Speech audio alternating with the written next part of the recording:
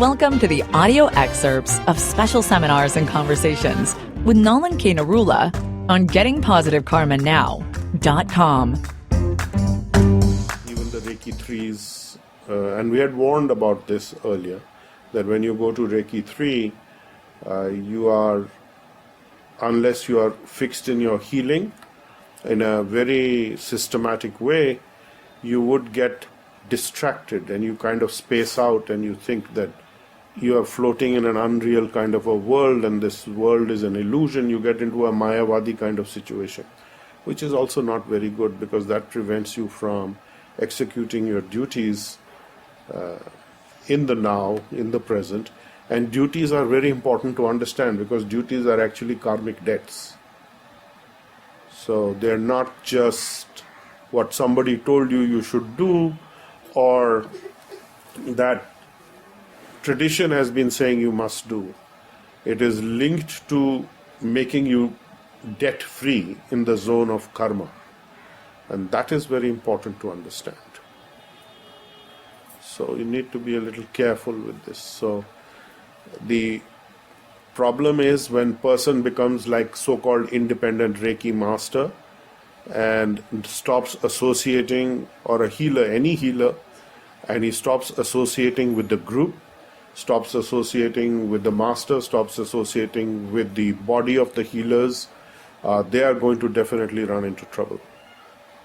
This is why our effort since last year, well, for many years, but it is actually, we have taken some stringent steps last year to ensure that the healers come together without the fear, without the anxiety, without the negative energy that was preventing them from actually associating and developing power and strength.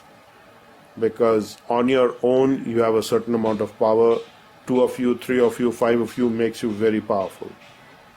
And I want that. I want that you should associate with like-minded healers. I'm not saying that you should become bosom pals or buddies, not necessary. But if you associate together for a common objective within certain limitations of people who are like-minded, and it's not that you'll find everybody like-minded within the group because everybody has a different mindset. They have a different personality. They have a different way of looking at things. But certainly within the few hundred people who are in Delhi, who are still closely associating, you can find people who are like-minded, and it's not necessary that all the time you're doing some heavy-duty healing, that only you meet for healing. There is social life also. There is personal life. There is, areas in your life where you have problems and you have issues and you need friendly help. So that the point is to associate where you get the friends, where you get the friendly support, and you have the healing support. So for example, some of the healers had started a healing WhatsApp group where there is a lot of healing being sent for people's various problems or issues that people come to them, and then they request for healing, and the results are quite remarkable because it's a whole body of healers, at least, well, there are, I think, 100 people on the group, and of those 100, even if 50 are sending healing to those things, it makes a very big difference. The healing is being channeled collectively to a particular purpose, and that has an effect. And one of the things that I have been noticing how many of you are on that WhatsApp group? Okay. So one of the things I've been noticing and trying to tell the healers is that not only do you need to send healing for the objective, you also need to send healing that you are doing what is needed to get to that point. That is the most important thing.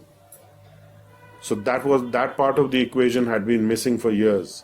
You just send the healing and you chill out. No, you just send the healing and chill out and do what you need to do to get to that place and then chill out also. That's okay. Not just saying healing will take care of it and I'm just waiting. So when you follow like that, you will be beginning to interpret the signs and signals from the universe very, very clearly.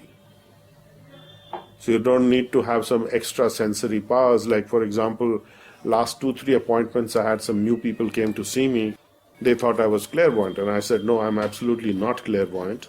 I do know certain things, but that is coming out of observation. And,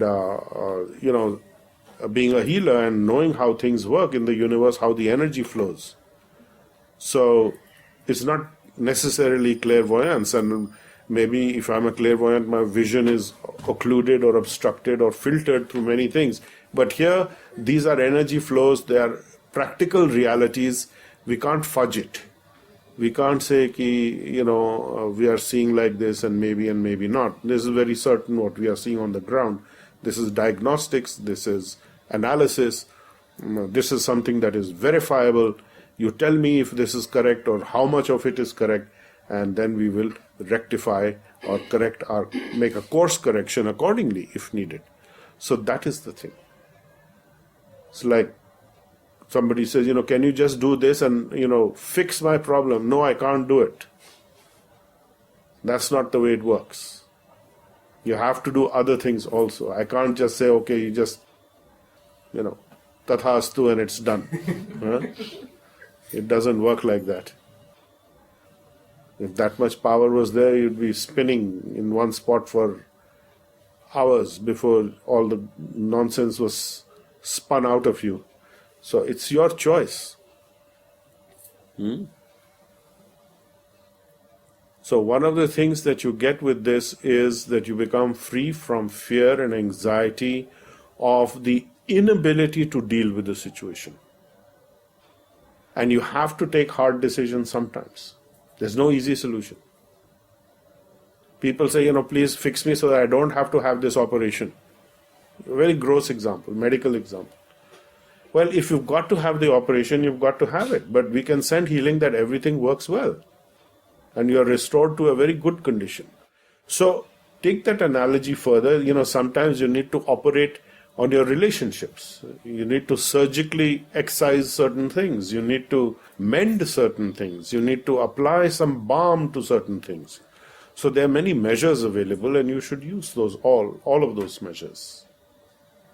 It's not that healing will be done and I'm just sitting pretty and everything's working okay. It never happens. If you look at your own track record, whenever you've tried that, how many years you've been slogging away at those things thinking, I'm sending healing, nothing is happening. You should change that to, I'm sending healing and I'm doing nothing. That's why it's not happening. So that is what you got to fix. That's the main thing. You've been listening to Nalan Kainarula on GettingPositiveKarmaNow.com.